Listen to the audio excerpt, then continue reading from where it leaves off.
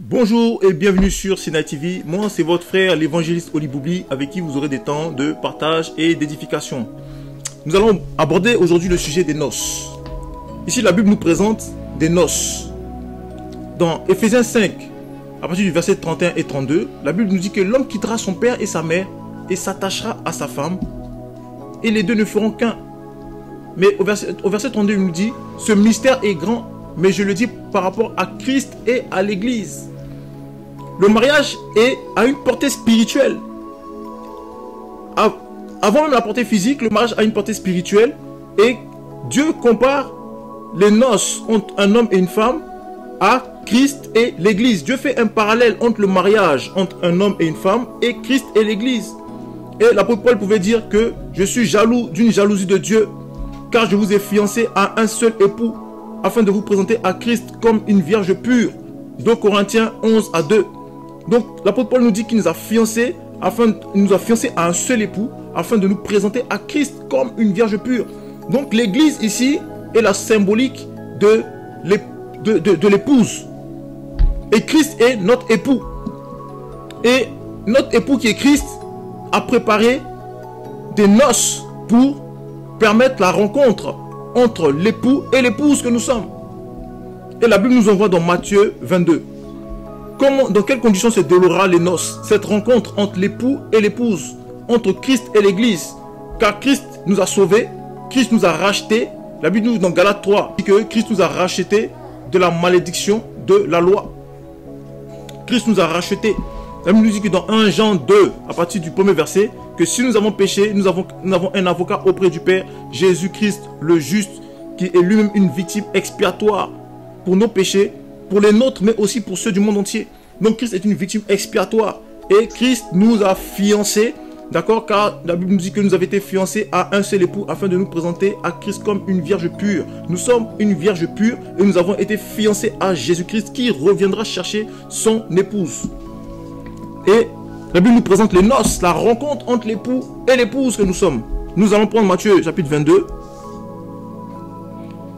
La Bible nous dit, Jésus prit la parole et leur parla de nouveau en parabole. Il leur dit, le royaume des cieux ressemble à un roi qui fit des noces pour son fils. Il envoya ses serviteurs appeler ceux qui étaient invités aux noces, mais ils ne voulurent pas venir. Nous sommes au verset 4. Il envoya encore d'autres serviteurs avec cet ordre. Dites aux invités, j'ai préparé mon festin.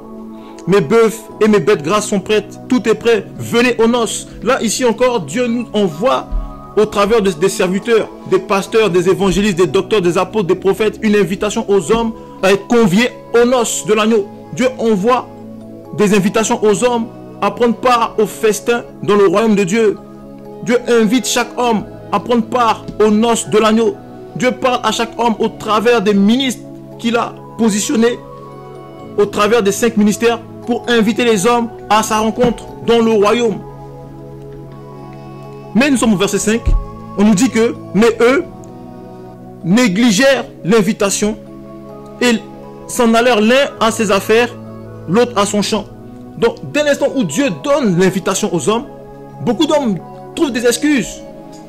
Non, j'ai mes affaires, j'ai mon travail, j'ai ma femme, j'ai mes enfants, je viens d'acheter une maison, je viens de commencer, j'ai ma carrière à gérer. À l'instar de ces hommes, de ces convives qui allèrent l'un à son champ et l'autre à ses affaires, les hommes ici trouvent une excuse. Pendant que Dieu les appelle à entrer dans son royaume, les hommes trouvent des excuses diverses et variées afin de ne pas participer aux noces, afin de ne pas entrer dans la félicité de Dieu, afin de ne pas faire partie des noces, afin d'éviter cette rencontre entre Dieu et les hommes qui prendra effet aux noces. On nous dit qu'au verset 6, les autres s'emparèrent des serviteurs, les maltraitèrent et les tuèrent. Le roi se mit en colère, il envoya ses troupes, fit mourir ses meurtriers et brûla leur ville. Ensuite, on nous dit que ses serviteurs s'en allèrent sur des routes. Ils rassemblèrent tout ce qu'ils trouvaient, mauvais et bon. Là où les premiers convives avaient rejeté l'invitation des noces, d'autres personnes qui n'y avaient pas été invitées reçurent cette invitation. Dieu continue chaque jour à inviter les hommes à faire partie, à participer aux noces. Dieu lance l'invitation aux hommes à entrer dans son royaume. Mais beaucoup refusent. À l'instar de ces personnes, de ces convives qui avaient été invités, les uns partis à leur champ, d'autres à leurs affaires. Et au verset 11, on dit, le roi entra pour voir et il aperçut un homme qui n'avait pas d'habit de noces. Beaucoup chercheront à entrer dans le royaume de Dieu. Mais ici, on nous dit que ce roi aperçut un homme qui n'avait pas d'habit de noces. Qu'est-ce que c'est les habits de noces? C'est-à-dire que ces personnes-là ne sont pas revêtues de la gloire de Dieu. Ces hommes-là ne sont pas lavés par le sang de l'agneau. Et la Bible nous dit aussi, dans Galates 3, à partir du verset 9, que ne montez pas les uns aux autres, vous étant revêtus, vous étant dépouillés du vieil homme et vous étant revêtus de l'homme nouveau qui se renouvelle à l'image de celui qui l'a créé. Il faut se revêtir de l'homme nouveau. Tu ne peux entrer dans les noces, tu ne peux entrer dans le royaume avec des vêtements souillés. Tu ne peux entrer qu'avec des vêtements de sainteté, des vêtements qui ont été lavés dans le sang de l'agneau. Le Seigneur pouvait dire dans Apocalypse 22, heureux celui qui lave sa robe dans le sang de l'agneau afin d'avoir droit à l'arbre de vie et d'entrer par les portes de la cité. Tu ne peux entrer dans le royaume de Dieu. Tu ne peux entrer dans les noces. Tu ne peux participer aux noces avec des vêtements souillés. Et tu ne peux entrer qu'avec des habits de noces. Et il lui dit, mon ami, au verset 11, comment es-tu entré ici sans avoir d'habits de noces? Cet homme resta la bouche fermée. Et le roi dit aux invités, attachez-lui les pieds et les mains et jetez-les dans les ténèbres du dehors, là où il y a des pleurs et des grincements de dents. Et beaucoup sont invités, mais peu sont élus. Dans d'autres versions, on nous dit, il y a beaucoup d'appelés, mais peu d'élus. Dieu appelle les hommes. Dieu appelle les hommes à entrer, à faire partie des noces. Dieu appelle les hommes à entrer dans son royaume. Dieu appelle les hommes, mais beaucoup refusent, beaucoup trouvent des excuses. Et au jour du retour du Seigneur, beaucoup chercheront à y entrer. Beaucoup n'ayant pas reçu de vêtements de noces. Beaucoup chercheront à entrer dans cette félicité. Beaucoup chercheront à participer aux noces avec des vêtements souillés. Mais on nous dit que ces personnes-là seront jetées dans les ténèbres du dehors. Ces personnes-là seront jetées. Tous ceux qui n'auront pas d'habit de noces seront jetés dans les ténèbres extérieures. Il y aura des pleurs et des grincements de dents. Mes amis, il est temps de saisir le message. Il est temps de saisir l'invitation que Dieu te dresse au travers de ce message. Dieu t'appelle à entrer dans son royaume au travers de son Fils Jésus-Christ qu'il a envoyé.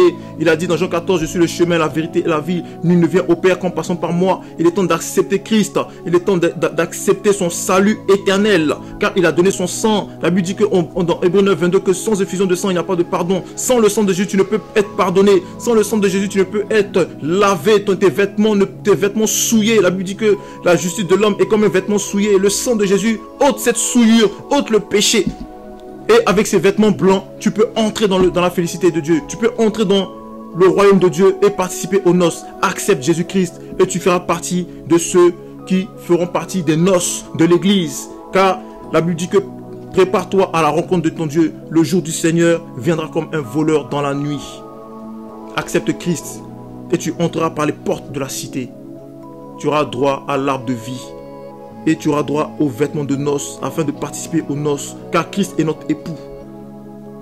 Prépare-toi, accepte Jésus-Christ et renonce aux œuvres mortes. Dépouille-toi des œuvres mortes et renouvelle et revêt-toi de l'homme nouveau qui se renouvelle à l'image de Jésus-Christ, à l'image de celui qui l'a créé.